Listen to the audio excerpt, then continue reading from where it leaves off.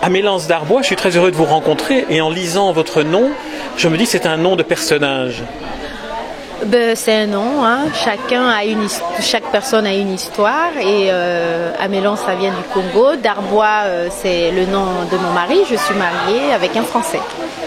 Donc le Congo-Brazzaville et la France, ce sont deux francophonies. Elles se rejoignent dans les contes que vous racontez?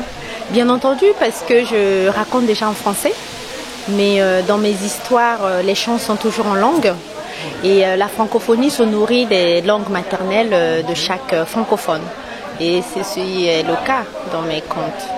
Alors, vous êtes marié à un Français, mais vous vivez dans une France un peu particulière qui est la Nouvelle-Calédonie.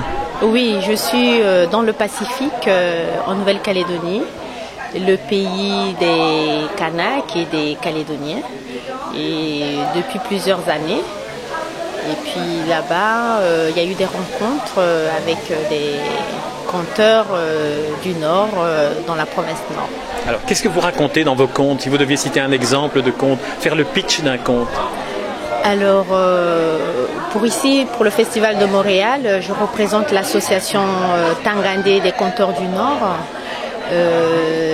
J'ai choisi de raconter une berceuse.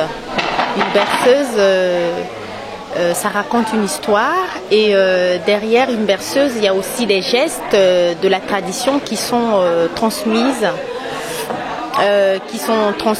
Et puis j'aime bien raconter cette histoire de grand-mère qui habite dans une tribu dans la vallée. En Nouvelle-Calédonie, il y a aussi la forêt, des montagnes, et elle veut manger des coquillages. Et elle sort de sa case avec un panier, elle marche longtemps, elle arrive à la plage de Koné à Fouet. Et là, grand-mère, elle se met à ramasser les coquillages. Une fois le panier rempli, elle repart dans sa tribu.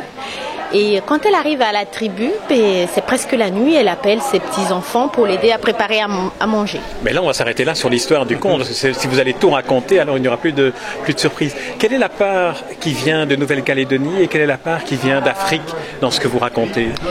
Les deux parts sont là parce que si j'ai rencontré les conteurs de là-bas, ça veut dire que j'ai apporté quelque chose dans mon panier.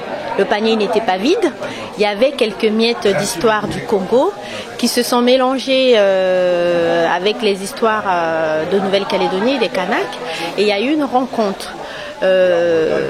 Les deux parts sont là parce que c'est par le biais du conte que j'ai pu aller partout dans les tribus du nord de la Nouvelle-Calédonie.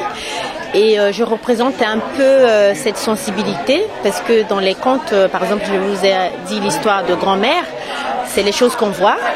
Grand-mère, quand elle va faire sa sauce, elle va fabriquer le lait de coco. Donc il y a des gestes, elle va éplucher la noix de coco, couper la noix de coco, râper pour fabriquer le lait de coco.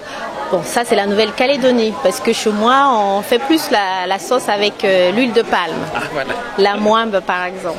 Très bien. Eh bien, on va arrêter cette interview sur cette huile de palme et cette noix de coco qui se rencontrent. Amélance Darbois, je vous remercie pour cette interview et puis bon festival. Merci bien. À bientôt.